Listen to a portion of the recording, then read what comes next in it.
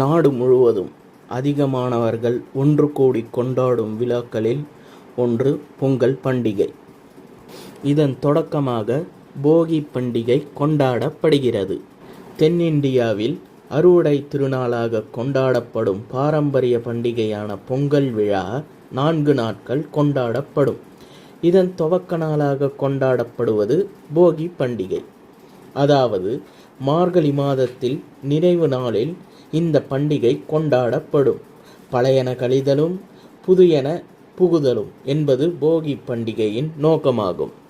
சூரிய பகவான் தன்னுடைய பயணத்தை தெற்கிலிருந்து வடக்கில் துவங்கும் நாளையே மகர சங்கராந்தி என்கிறோம். பழைய தீய விஷயங்களை விடுத்து வாழ்க்கையில் புதிய பயணத்தை துவங்க வேண்டும் என்பது போகி பண்டிகையின் அம்சமாகும். போகி பண்டிகை மழையின் கடவுளான இந்திரனை வழிபாடு கூறிய நாள் என்று இந்த சாஸ்திரங்கள் கூறுகிறது.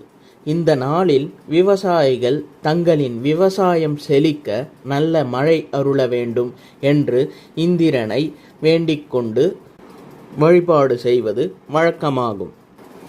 போகி பண்டிகை அன்று வீட்டை சுத்தம் செய்து வெள்ளையடித்து அழகிய மலர்களால் அலங்கரிக்க வேண்டும். சில பகுதியில் தீமூட்டி தேவையில்லா பொருட்களையும் ஆடைகளையும் எரிப்பார்கள்.